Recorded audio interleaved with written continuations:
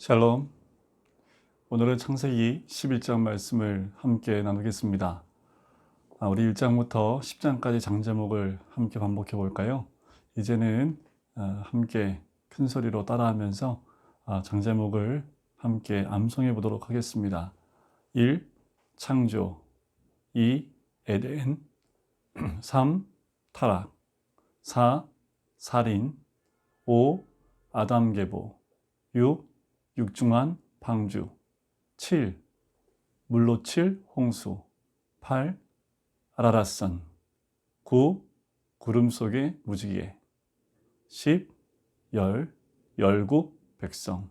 잘하셨습니다.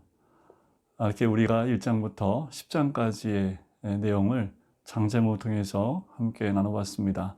이제 오늘 우리가 보게 될 말씀이 11장입니다. 11장은 원역사의 마지막 장이지요. 이 11장의 장제목은 이렇게 외우시면 쉽게 외울 수 있습니다. 11장의 장제목은 바벨탑입니다. 바벨탑이 어떻게 서 있나요? 일자로 서 있지요. 일자로 쭉쭉 서 있다고 해서 11 바벨탑, 이렇게 외우시면 11장의 내용을 이해하는 데 큰 도움이 됩니다. 11장을 볼 때 11장은 언어가 하나고 문화가 하나고, 그래서 문화와 언어 이런 부분에서 나누어지는 역사가 아니라 11장에 나오는 내용을 보면 하나님을 경외하는 사람들과 하나님을 경외하지 않는 사람으로 확연하게 구분이 됩니다. 특별히 앞부분은 하나님을 경외하지 않는 사람의 특징이 나옵니다. 특별히 로마서 1장 18절부터 이후에 나오는 부분들이 하나님을 경외하지 않는 사람의 종류와 또 어떤 사람인지가 자세하게 나오지요. 오늘 이 11장 가운데에도 하나님을 경외하지 않는 사람의 특징이 나오고요. 후반부에 하나님을 경외하는 사람들의 또한 특징들이 나옵니다. 먼저 1절을 보면 이렇게 나오지요. 온 땅의 언어가 하나요? 말이 하나였더라. 왜 언어가 하나였을까요?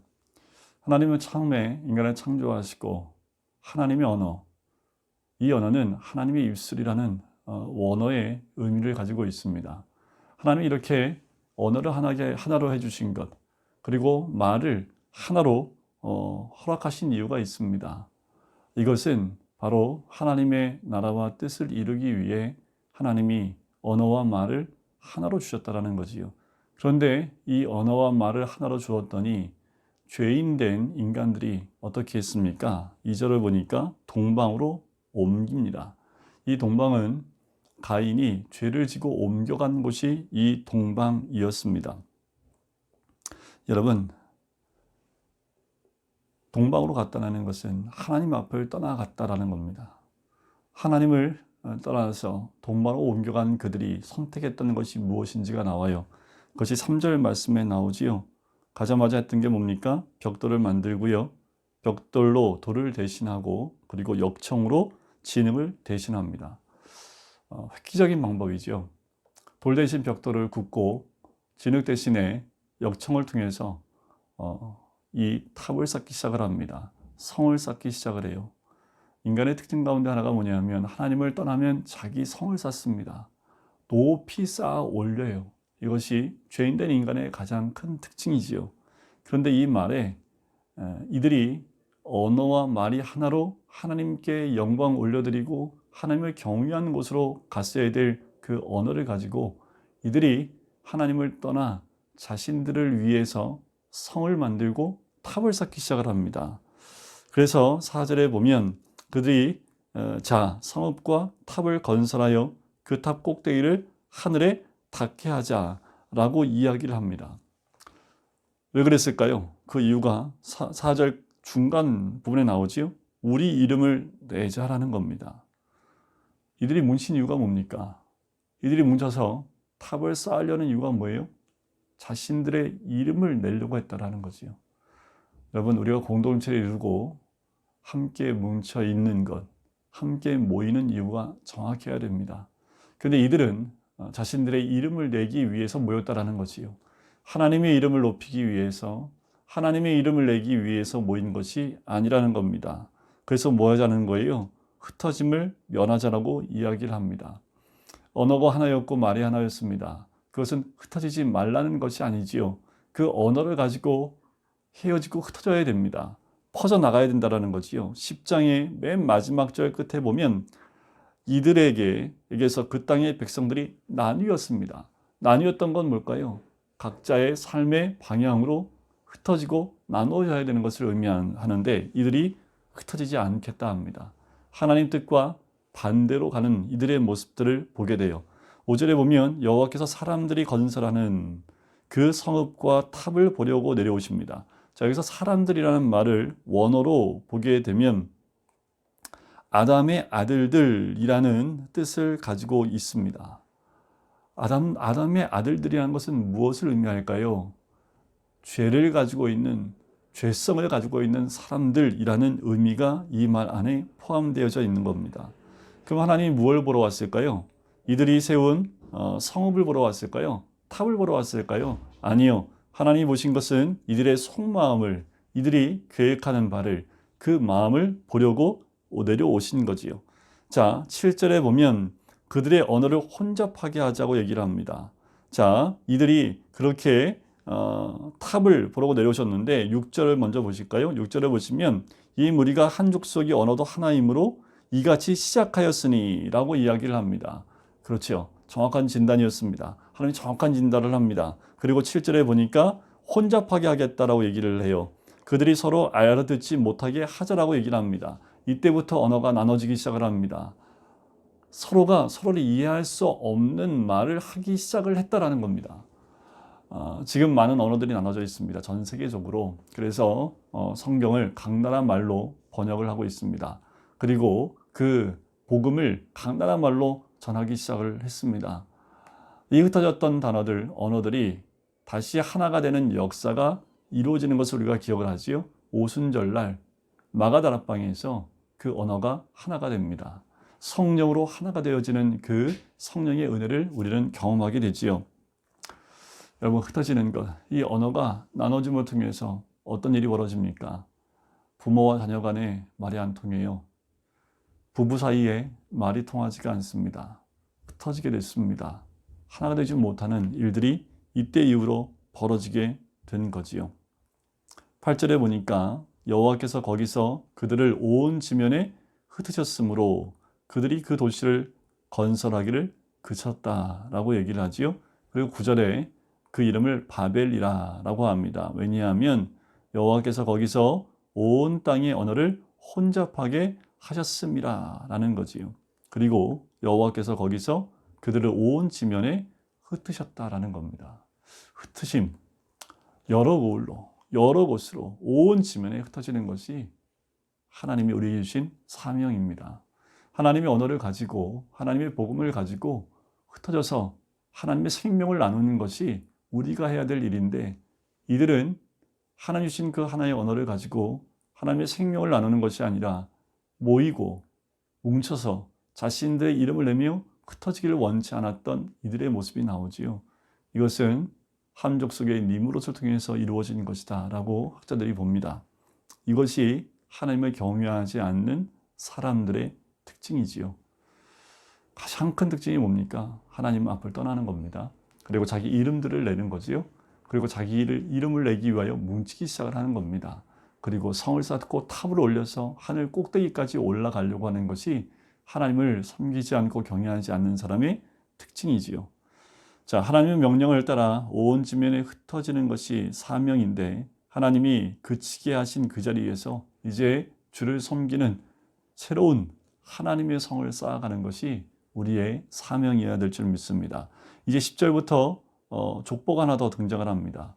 10장에 나와 있던 노아의 세 아들들의 족보 가운데 셈의 족보를 따로 빼서 다시 한번 이곳에 기록을 해요.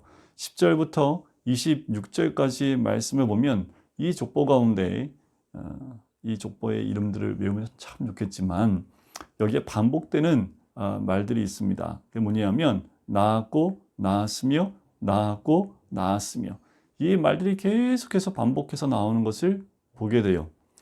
흩으시는 가운데 영적 생명을 낳는 자가 생명의 족보에 올라간다는 의미를 허락합니다. 하나님을 경외하는 자를 그들의 특징이 뭐냐면 낳고 낳는 겁니다. 뭘요? 생명을요. 그것이 하나님을 경외하는 자가 걸어가야 될 삶의 방향이라는 거지요. 이것이 셈의 족보입니다. 이것이 예수 그리스도의 족보입니다. 그래서 마태복음 1장에도 보면 예수 그리스도의 계보라 하면서 낳고로 연결되어지는 마태복음 1장의 족보를 우리가 볼 수 있는 거지요. 그렇게 셈부터 데라까지, 그리고 26절에 아브람까지 연결되어지는 그 족보가 나옵니다. 첫 글자만 따면 이래요. 셈 아르박사시인데요. 첫 글자만 따면 셈 아셀의 벨 르스나데아. 저는 이렇게 외우는데 첫 글자만 따면 그래요. 자, 그런데 여기서 중요한 게 뭐냐면 원역사, 창조부터 이제 이곳까지의 원역사, 그 마지막 부분에 누가 등장해요? 아브라함이 등장하는 것으로 원역사가 마무리됩니다.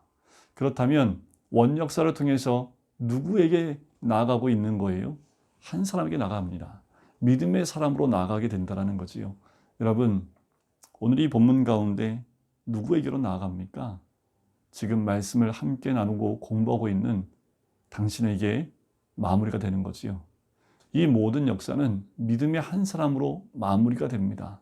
여러분, 이 아브라함에게서 원역사가 끝나는 것처럼 우리에게서 이 원역사, 죄로 원죄로 물든 역사가 마무리되기를 간절히 소원합니다. 그러면서 27절부터 다시 데라의 족보는 이러하니라 라고 나오지요.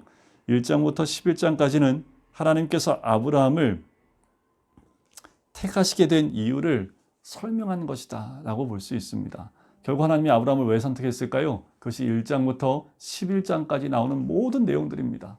결국 노아만 빼고 다 물로 심판도 해봤고 노아로 인해서 새로운 민족들을, 족속들을 시작을 했지만 결국 똑같았고 결국 하나님은 단 한 명의 한 사람 아브라함을 선택하게 된 이유, 그것이 원역사 안에 구절들 나오는 거지요. 데라의 족보가 나옵니다. 27절 한번 읽어보시고요. 또 28절 하라는 그 아비 데라보다 먼저 고향 갈대아인 우르에서 죽었습니다. 갈대아 우르는 우상이 난무한 곳이죠. 우상을 섬기는 곳입니다. 우상만 있었던 곳이기도 합니다. 자, 그리고 29절에 보면 아브라함과 나홀이 장가들었으니 아브라함의 아내의 이름은 사레며 나홀의 아내의 이름은 밀가니. 자, 아브라함 그것은 뜻은 고귀한 아버지, 그리고 사레는 왕비, 여지배자의 뜻을 갖고 있고요. 그리고 나홀의 아내 이름은 밀가인데 밀가는 여왕이라는 뜻을 가지고 있습니다. 그 시대 한복하는 사람들 같지 않습니까? 그 이름 자체가 그런 뜻을 가지고 있지요. 그런데 30절 참 중요합니다. 사레가 임신하지 못함으로 자식이 없었다라는 거지요. 하나님께서 아브라함을 선택하시는데 지금 뭐가 없어요? 자식이 없습니다. 무엇인가 부족하지요? 결핍된 모습들을 보게 되는 거지요. 사례는 임신하지 못했다라는 겁니다. 결국 하나님이 아브라함을 선택하는데 또 아브라함이 그 부르심에 응답했던 것 중에 하나는 이 자녀가 없는 고난 가운데 하나님을 따라가는 겁니다. 여러분, 우리 삶 가운데 이런 결핍된 부분들, 부족한 부분들이 있을 때 주의 부르심에 우리는 응답하게 되어져 있습니다. 연약한 데가 있습니까? 육신의 연약함이 있습니까? 삶의 물질의 연약함이 있습니까? 때로는 자녀의 연약함이 있습니까? 그 모든 것들이 주의 부르심에 우리가 반응할 수 있도록 만드는 결핍 동기 가운데 하나가 될 수 있는 거지요. 31절 데라가 그 아들 아브라함과 하란의 아들인 그의 손자 롯과 함께 그리고 그의 며느리 아브라함의 아내 사라를 데리고 갈대아인의 우르를 떠나서 가나안 땅으로 가고자 하다가 하란이라는 곳에 거기에 거류합니다. 이 하란이라는 곳은 또 새로운 장소가 등장하지만 갈대 우르와 굉장히 비슷한 곳이고 또 갈대 우르처럼 비옥하고 문화가 형성되어져 있는 그곳이 또 이 하란이라는 곳입니다. 자, 그 하란에서 이제 거류하다가 32절이 참 중요한데 데라는 나이가 205세가 되어 하란에서 죽게 됩니다. 아버지 데라가 죽고 난 이후에 이제 아브라함은 주의 부르심의 여정을 시작하게 되는 거지요. 여러분, 이 본문에 나오는 11장 원역사가 마무리되면서 하나님은 전 민족과 족속들을 바라보시다 한 사람에게 집중하여 가시는 모습을 봅니다. 이제 12장부터는 하나님이 한 영혼을 믿음의 사람으로 복 있는 사람으로 세우는 모든 과정들을 매 장을 통해서 함께 보시게 될 겁니다. 바로 그 주인공이 이제 이 말씀을 함께 공부하는 여러분입니다. 이제 그 주인공이 되어져서 아브라함이 떠나는 그 믿음의 여정들을 이제 주의 부르심을 따라 함께 떠나는 복된 시간들이 될 수 있기를 간절히 소원합니다. 기도하겠습니다. 사랑해 주님 감사합니다. 하나님, 인간이 하나님을 떠나면 결국은 성을 쌓고 탑을 쌓고 또 뭉쳐서 자기의 이름들을 내고 아버지 하나님 자신들의 모습 가운데서 하나님을 제하려고 하는 그 죄를 범할 수밖에 없는 것을 봅니다.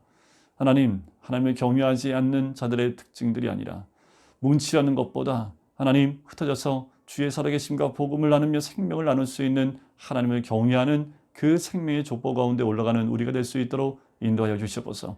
결국 모든 민족들, 많은 민족들이 흩어졌지만 그들 가운데 하나님은 또 한 사람, 믿음의 사람, 생명을 나누고 복을 나눌 수 있는 그 한 사람을 선택했던 것처럼 하나님, 우리가 그 선택된 한 사람이 되어져 믿음의 여정을 함께 나가는 주의 백성 될 수 있도록 축복하여 주시옵소서.